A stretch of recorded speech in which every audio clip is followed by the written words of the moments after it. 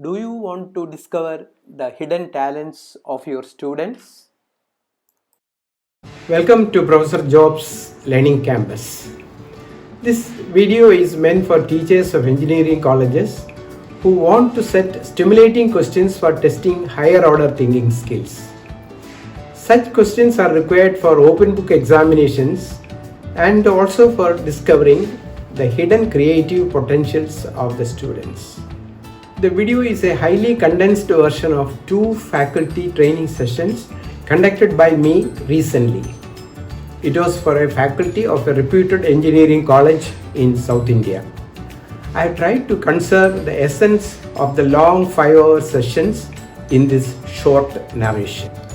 As a prerequisite, I would request you to watch my earlier videos on enriched Bloom's taxonomy and also on MCQs to get a better grasp of the methodology adopted for creating these powerful questions.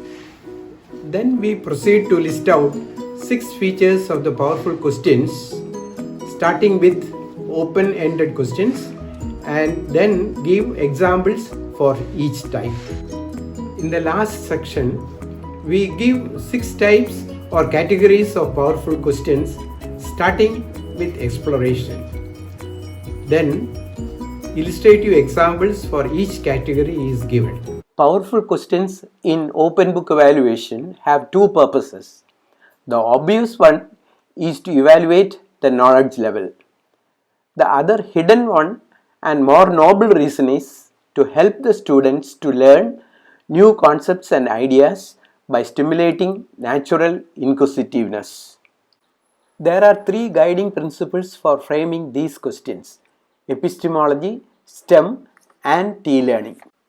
The first framework is epistemology, which is a branch of philosophy that investigates origin, nature, methods, and limitations of knowledge. We will seek the help of STEM concept also: science, technology, engineering, and mathematics. The third guiding principle is T-learning.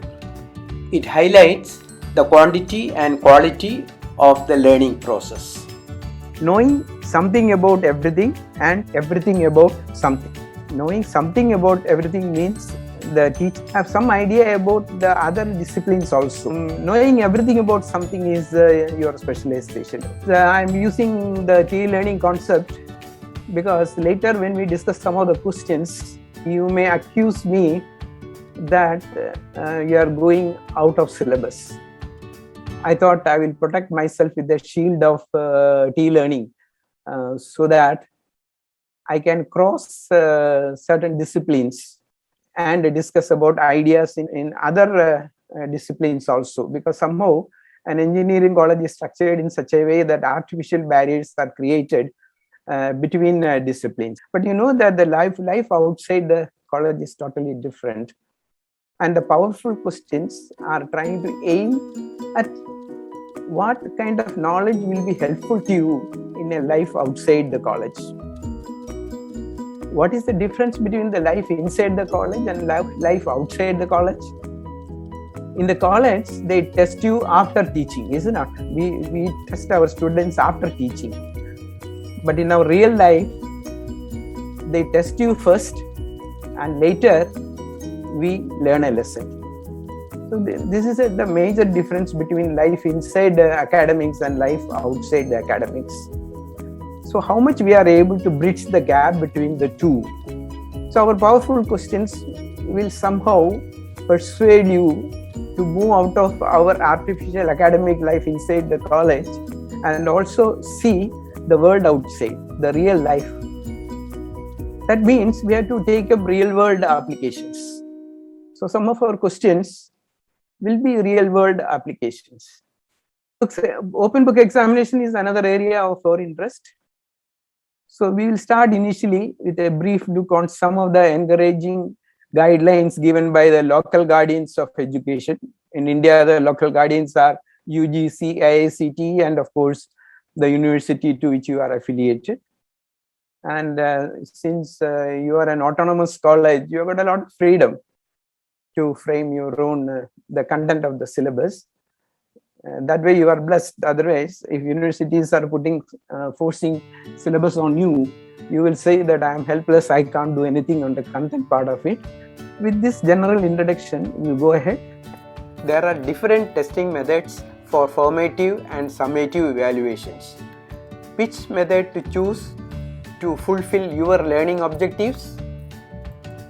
That I will show you some tools which I have got over here. Spanner, hammer, and a kind of wrench. Which is the best tool? Can somebody answer? Which is the best tool? These tools are for different applications. So he has found out that the tools are for different purposes. So you just cannot say, I love the hammer, so let me always use the hammer. If you see your problems as a nail, all the problems looks like a nail to you as a teacher, then always you will go in for a hammer and hammer all the nails which is protruding out, so that all the students will be at the same level. But fortunately, most of us are not like that. There are different tools, but depending on the purpose, the end use, we choose the tools. So just like that. So there are different tools. So there are different testing methods. We will now discuss the pros and cons of different evaluation methods, taking revised Bloom's taxonomy as the benchmark. You will discover to your surprise that the major factor influencing our choice is the objective of the desired learning outcome. So as teachers, we have got to choose the right test for the right purpose. This is what I want to say. So don't think that open book tests are a panacea solution for all kinds of our problems in the class. No, it is just one of the tools like a hammer or a spanner. Let us see how these tools how can be mapped onto the RBT. So home assignment, we are very fond of doing home assignment. But home assignments also, there are two different types. The first home assignment, most simple thing is in the remember. See the yellow. So most of us will give a home assignment with a remember factor. So ask them to work out some problem based on some formula. So if he finds out the formula, easily the answer comes and he is happy, we are also happy. If you take some of your question papers, previous question papers, you will be finding that a good number of questions are testing the memory. I have come from industry. I worked for a long time in the industry, and when you go to the industry, you can always carry all your books and then refer. What is important is how much effective you can be. Look at the parity condition of this teacher. This teacher says that, can we hurry up and get to the test? My short-term memory is better than my long-term memory. The teacher herself admits, I got only short-term memory. So if a teacher can be replaced by a textbook, I don't think we should not call ourselves a teacher. So memory-based education, the teacher is not required really. Now, second thing is subjective home assignments. I don't know how many of you are aware of this kind of home assignments that you know the students you take, and then subjective means you know the capability of different students. Depending on their capacities to respond, you frame the questions and then give it to them. But see that it is coming under understanding also. You make sure that there is some understanding element under RBT at the cognitive level. Class assignments all of us like to give, and a good class assignment should reflect and go up to analyze and evaluate also. And a seminar, very good one. There we never test a remember or even understand. We go for application, analysis and evaluate. Lab quiz is a wonderful thing. I don't know how you conduct your lab. A good lab quiz takes care of application, analysis and evaluation also. And project open book, you see, now a lot of things are happening out there. We just say project, understand, apply, analysis, evaluate and create. All the things can be brought in over there. And then open book also. That is one of the advantage of the open book. There are other pedagogical models like project-based learning and process-based learning, PBL, project-based learning. I had gone to an Australian university where they were practicing this project-based learning. A wonderful thing, you know. The students will be given some projects and from there they will be picking up concepts. There we never test a remember or even understand. We go for application analysis and evaluate. Lab quiz, a good lab quiz takes care of application analysis and evaluation also. And project open book, understand, apply, analysis, evaluate and create. All the things can be brought in over there. I think today on powerful questions are equally applicable for project work also. Now, how to use RBT as a framework of powerful questions. See that it is mostly on conceptual and understanding, not remember factual. You leave it all together. So understand conceptual, apply conceptual, analyze naturally, procedural again, evaluate and create. You see, even create conceptual things are coming. Even create procedural is possible. I will not tick that, but I'm sure if you're giving a project based on that, create procedural also is there. So what are the features of a powerful question? The first thing, the features will be based on learning outcome. In fact, it should help the learner to break out of incremental mindset. What is this incremental mindset? Small bit of knowledge is added to whatever was existing previously. The powerful questions always make them very inquisitive. So they start inquiring, which can open up new horizons of thinking, bigger picture and futuristic. Whether our question is able to stimulate that kind of thought process. One is the question should be open-ended. Most of the questions that we are asked in the traditional evaluation system is, we know that there is one answer and there is only one answer. Second is, looks for some insights. It is not a kind of repetition which already used it several times. Actionable. The questions should lead to some kind of action rather than very theoretical, philosophical. Provide friction and conflict. But what is this friction and conflict? Friction, that is, you have got a mental conflict, what to choose and what not to choose. Application, excellent one, that we will see. Seeks new context. A powerful question should not talk about something which has happened earlier. That is, even an open-ended question can have an insight, can be actionable. All these some. Now let us list out the features we should avoid.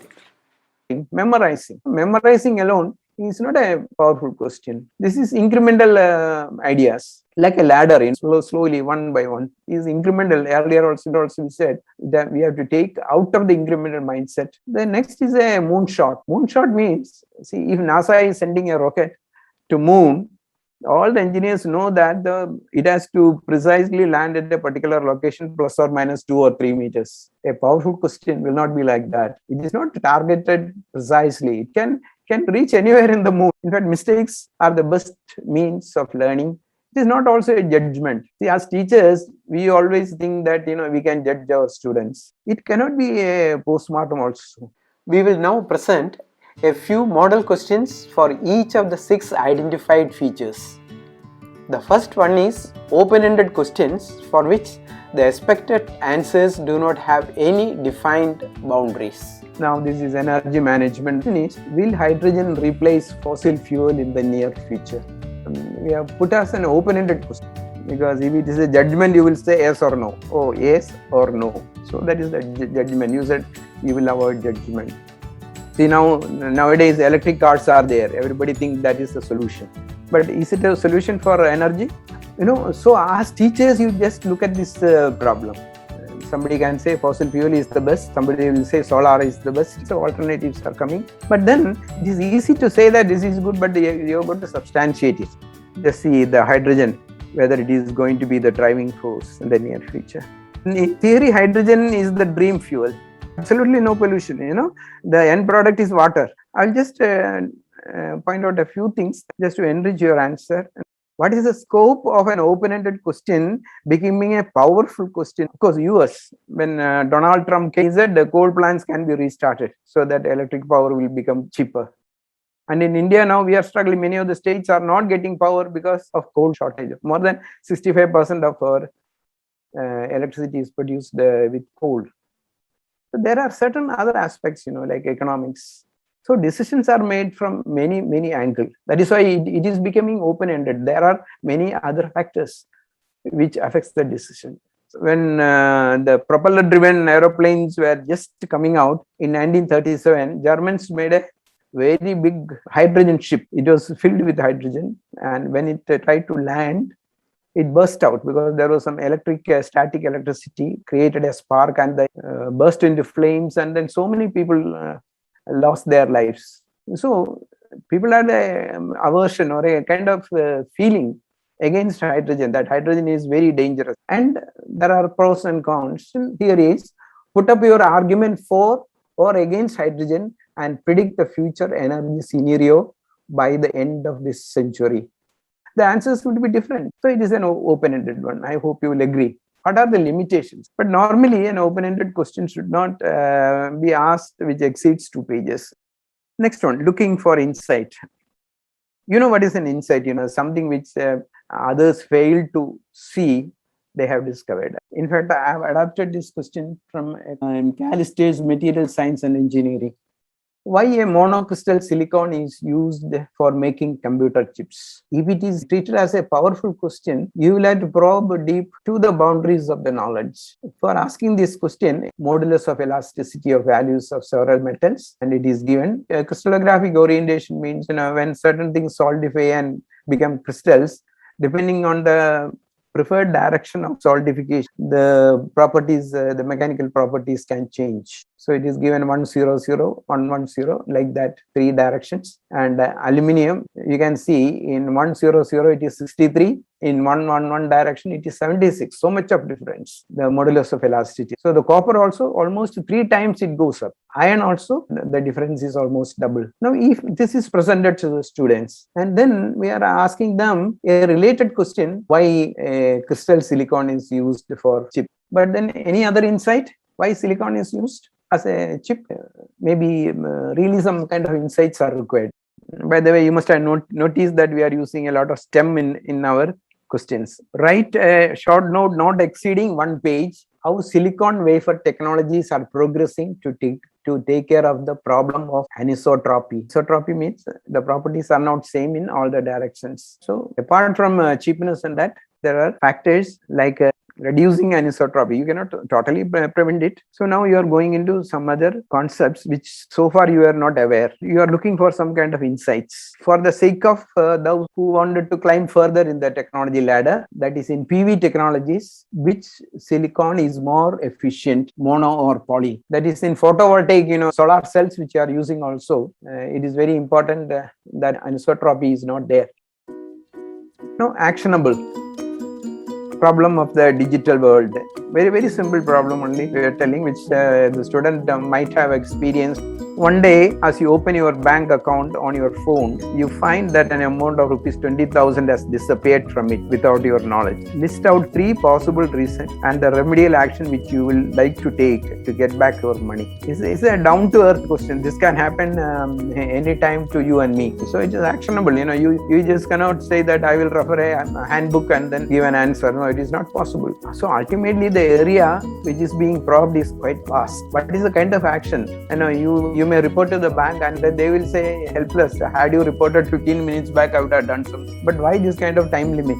What is really happening when you wanted to transfer some money or when somebody want to hijack your account? What happens? The next is questions inviting friction and conflict. Some of these kind of questions should develop friction. That is, there must be strong difference of opinion. And it is, the world is beautiful because there are alternatives. And somebody choose one path and successful, another person choose another path and still successful. That is the challenge and beauty of the life. So friction and conflict should be there, reflected. It is there in our actual life, so it should be reflected in a powerful question. How this can be reflected? Again, I am coming to environmental science, where opinions are different. There are some people telling that why you say that forest should not be demolished because rain is still there in Arabian Sea where there is no forest. There are arguments very convincing to the ordinary people. So let us see how the conflict can happen. Is climate change is real, a scientific fact or fiction? I think being in engineering college, especially being a faculty, most of you will say that it is a scientific fact. But then there are people questioning it, that it is something which cannot be prevented, whether it is a fact or a fiction. I am now coming to another question which has got roots in climate change and other. There is a view that many governments favor development projects at the cost of sustainable environment. Also, climate change fuels human disasters. So give two arguments each for and against this perception with examples. There is the slogan of development, it can be at the cost of the environment. Again, not exceeding 2 pages. So the same student can write both for and against.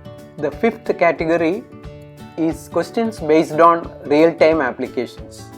These questions bridge the gap between the theories learned in the classrooms and their practical applications in the field.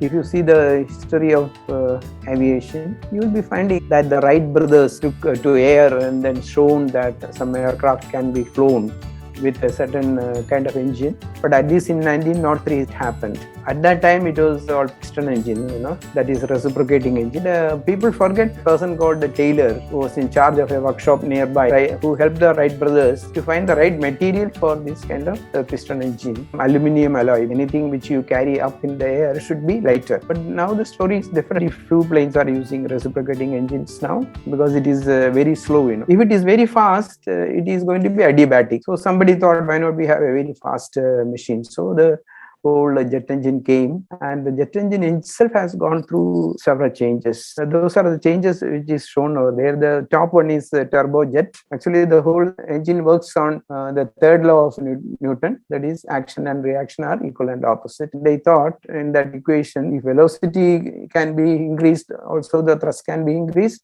but as the mass of the air going through it also is increased, then also the thrust can be increased. So some fertile mind thought that why not I increase the mass by putting a lot of air without getting it combustion, and then the idea came and then it started going on. But there were still problems because more and more air could not be put. So recently a new technology has come, which is a geared motor, by which the fan diameter can be increased. More air can be put. So it is called bypass air, which is not getting combusted, which goes outside the turbine. My point is, on small things the increments are made, but the beauty is that they have gone simply to the Newton law to modify their engine. So they explore the emerging technologies, means the students concerned, they can compare why things are happening. The sixth and the last category is questions seeking new contexts. See, for engineers, we will be finding the moment we get out of the college, the outside scenario is totally different.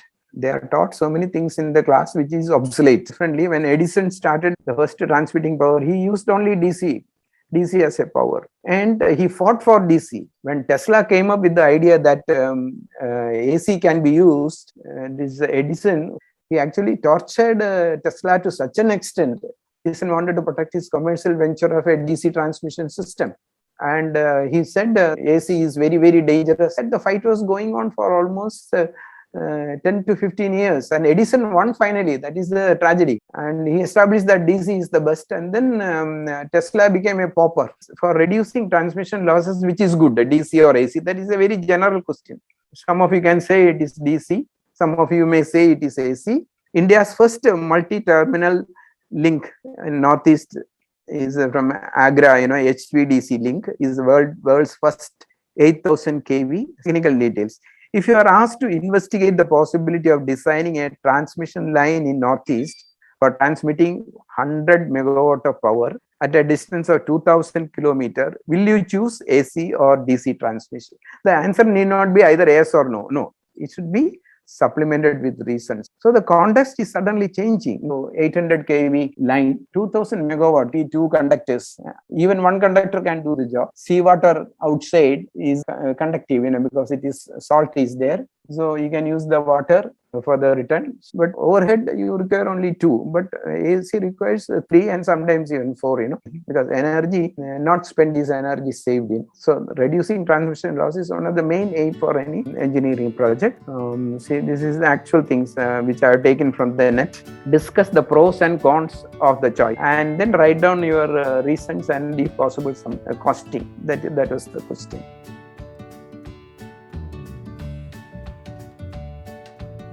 So rubrics is the set of criteria for grading quality and performance of assignments. So it is a grading procedure and also performance. So If somebody presents a seminar using very fluent and flowing English, we may be impressed by his communication, but there may not be any matter inside, and vice versa also can happen. Good rubrics will take care of this kind of subjective evaluation and would like to make it objective as much as possible, and also take care of many other factors which normally a marking system of evaluation will ignore. So quality of performance is given. It provides more details than a single grade or mark. Naturally, we will see that. They reduce subjectivity and increase objectivity. And the elements of a rubrics also is a grid-like structure. So the levels of performance are noted. Now the rubrics can be of different designs, as I told you in the internet it is available. These types can be roughly divided to three. One is holistic top, and the second is analytical, and third is generic. I'm not going into detail of each of these.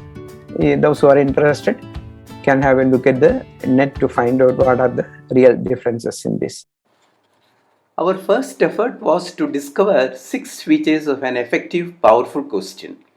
Now, we will proceed to classify these questions based on 6 thinking skills. The first skill is the ability to explore new knowledge, starting comfortably from known knowledge.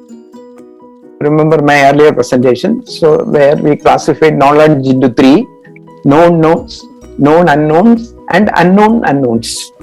So known knowns are what is given in the standard textbooks. So that is where a student normally stands, So they can refer to the tests and then know what is happening over there. But exploring goes beyond these known knowns. It will go to known unknowns, and if the student or the teacher is bold enough, will also explore unknown unknowns. Exploring, it can be into any frontiers. It can be science, technology, or engineering, or even mathematics. We will now discuss a model explorative open book question from agricultural sciences.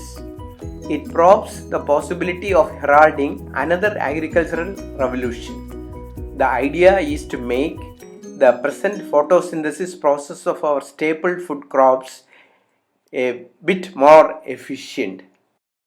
Green revolution, that we are aware of that. We know that it has saved many from starvation. And in India, when we got independence, we had hardly 30 crores of people. Now it is reaching around 120. So if Malthusian principles are followed, we will not be here as a nation, because most of the people will be starving. But what happened? Explore the progress and possibilities in these research efforts and submit a report not exceeding 3 pages. That is very important. We have got to put a limit. Giving reference also made. A lot of research effort on this is what we call as a photosynthesis. Anything in nature is very, very efficient, because nature has got so much of time to perfect its process, and photosynthesis is one of that. This particular subject is falling under another discipline. Many of the Indian universities don't have this, bionics. So I visited a university in Australia which was having this department. They were doing fantastic things. What the nature has done, they were trying to emulate and copy it, because the evolution has happened over a period of time. We are hardly around 4.6 billion years old, the Earth as it is, but the life itself has got a story of about 3.3 or 3.4 billion years, and our human beings have got a very short life. The evolution all this time was happening, and only those processes which could compete with the environment have survived till now. Just to make it short, suppose if an alien lands on Earth, what they should be afraid of, not a trigger-happy policeman who may shoot them, but what they should be worried about is our corrosive atmosphere, oxygen. We have got oxygen here in plenty, and most of our lives are surviving on oxygen. So the aliens may be surviving on something else, like carbon dioxide, which we had in plenty at the initial stages. And many of the living things were surviving on carbon dioxide. Even now it is there, tried to deeper in the sea. So the alliance should be afraid maybe about our oxygen. For human beings, we are in a different boat because over a period, survival of the fittest, as Darwin said. So oxygen, even though initially it was a poison to the living things, by the time human beings came to the earth, oxygen was almost plenty available in the atmosphere, and carbon dioxide has become a poison to us. So the roles have changed. But the plants were the first living things on the earth. So plants had a way of converting carbon dioxide, which was very rich in the atmosphere at that time when the plants evolved first. When the more and more oxygen started taking the place of carbon dioxide, plants had a problem. Their efficiency has come down now because now our atmosphere has got more oxygen and less carbon dioxide. The research was found out how to coax them, how to persuade this inefficient photosynthesis system. And unfortunately, C3 plants are wheat, rice, and all that, which we depend more on our staple food.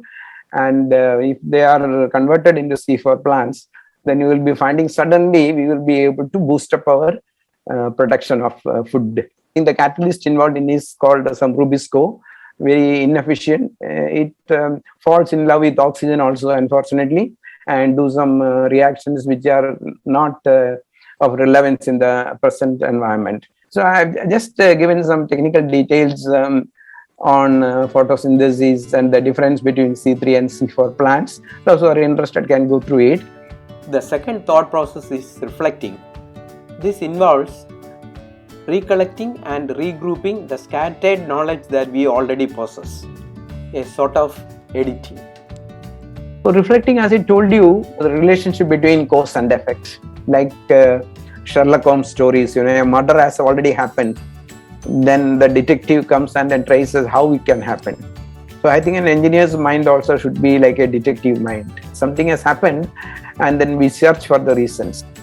So this, irrespective of your subject or specialization, everywhere it is acceptable. So I'm just giving you short answer questions because some of you may be complaining that so far we have gone for a little long answers, but how STEM can be used for giving a short answer. So the first question is choose the right answer. Mass of an object is some fill up the gap, is the quantity of matter inside it. One answer, which is normally we accept, for any definition. If you are a physics teacher, you will give 100% mark for this kind of definition. Mass of an object is the quantity of matter inside it. Then mass is a measure of density that some of you may not agree. Mass is a measure of weight. The next one is the measure of resistance to motion. I think many of you will fall in for that because that used to be our good definition. Any resistance to motion, because that is what Newton said, is it not? But look at the last choice. It is a response in a Higgs field. When a student write like this, on his own, if he writes that it is the response to a Higgs field, that is what they have found out after the discovery of Higgs boson in 2012, I think. So almost 9 years have gone, but still it has not found a place in our textbook. You just go through all our textbook, you will be finding the definition of mass as something different. Now, this is another one. If gold were sold by weight, would you rather buy it in Kathmandu or in Lakshadweep? If it is sold by mass, this question has initiated, I am sure, a stream of thoughts in you. So you will immediately find Kathmandu is altitude is very high and Lakshadweep is practically sea level. So what the teacher wants to know is what happens if the altitude is increased, whether mass will increase, gravity or weight will increase. Suddenly you are stimulated some thought process in there. So this is not an ordinary question. This is short answer question, but it is not an ordinary one. I thought at least 10 or 20% of your questions should have this, so that students should have a feeling that, oh, no more I can escape with some kind of rote memory answers. Next question is also something similar to that, but science is the basic. So it is STEM-based question. Because of the Earth rotation about the axis, you will weigh slightly less at the equator than towards the pole. So the statement is already given. The student is not asked whether you will weigh higher or lower at the equator or in the pole. How does the central nervous system of human get affected due to air pollution? Now, the third is probing. So let us see some examples of probing. Instead of me telling what is probing, I'm very keen to introduce the bionics if you are not already exposed to that. So the example that I have given here for structural engineering, the question here is, femur is the strongest and longest bone in our body. And I will show you the shape over here. You know, it's a very, very wonderful structure.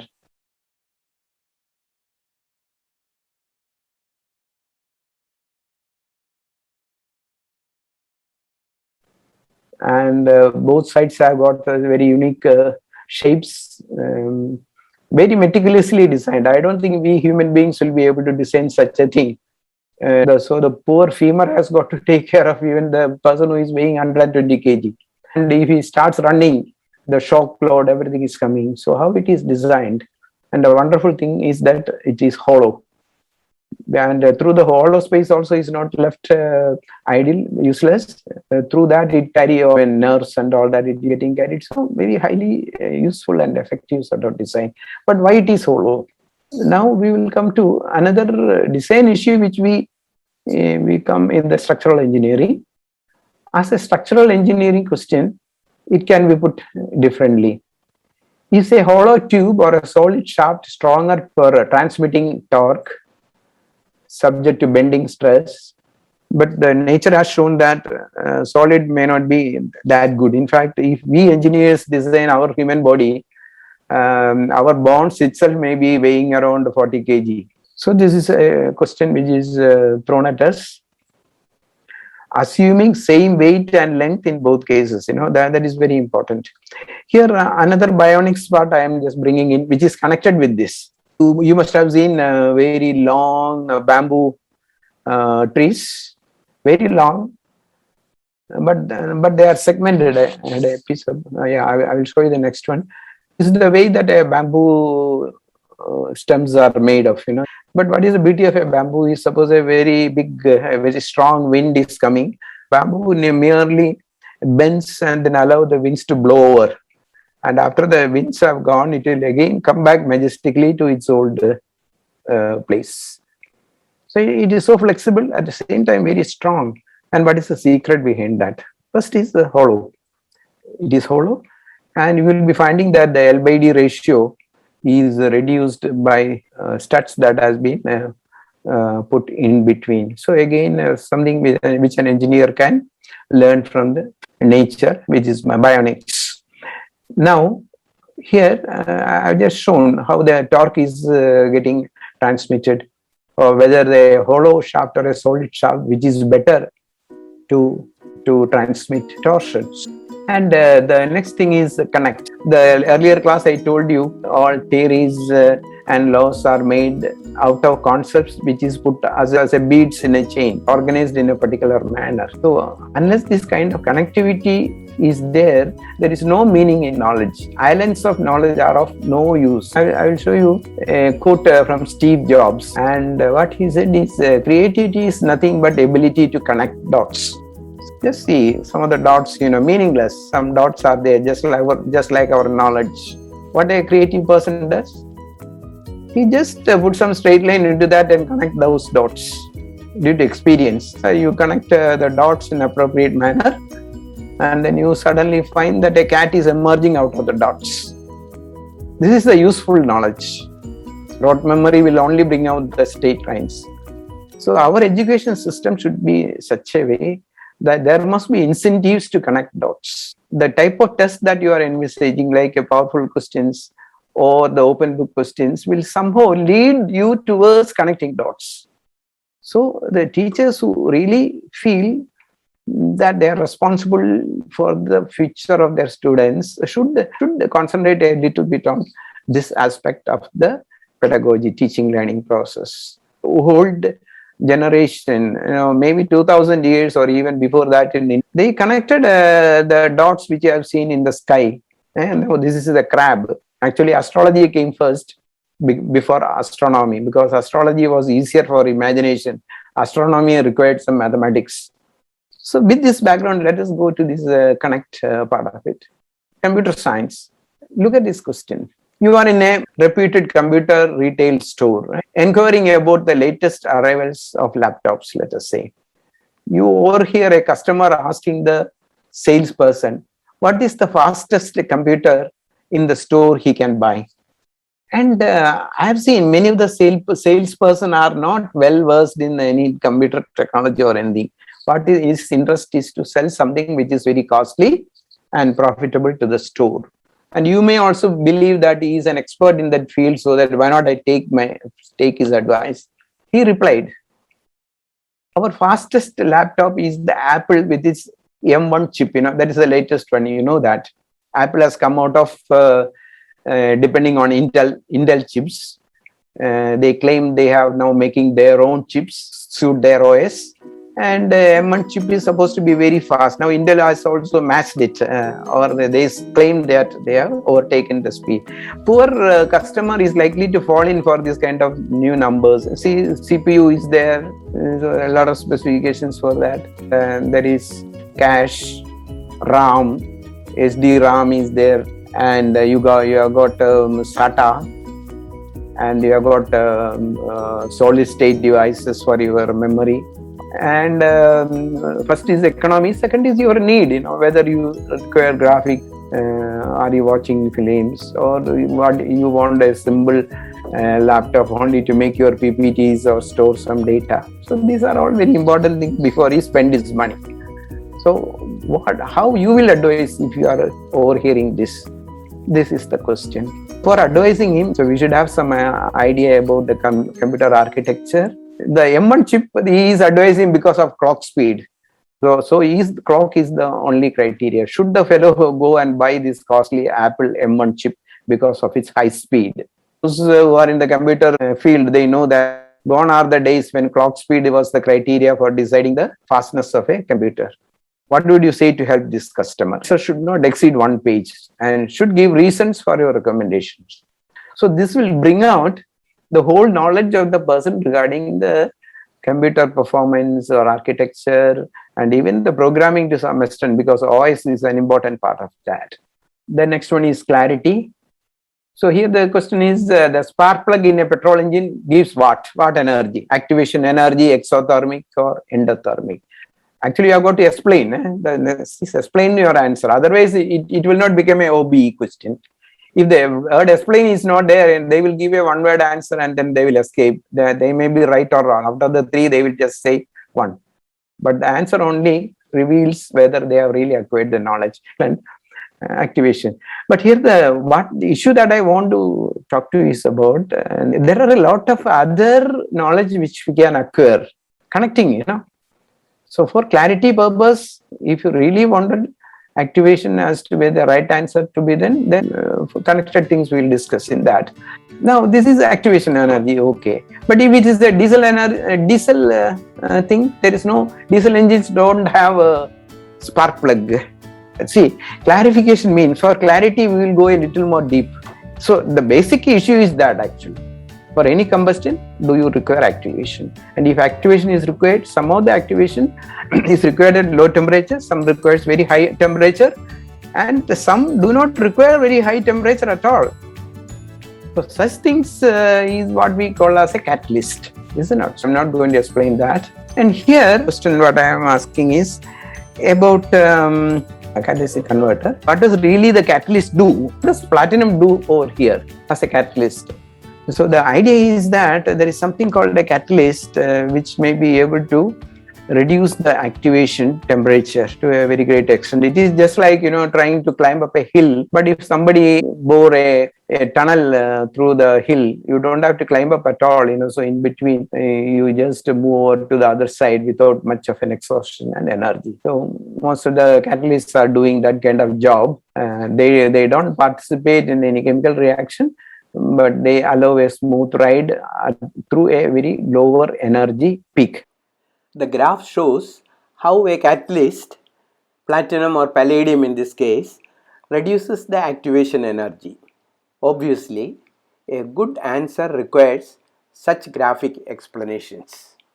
That like the platinum catalyst we put, at the exhaust of an automobile, our body has got a plenty of enzymes which accept catalysts, and these catalysts are the main cause that we are able to consume anything and everything other than iron. So I just wanted to point out how nature has given us a catalytic, and the clarification meant more attractive to the students if we point out this. Now affective is the last one.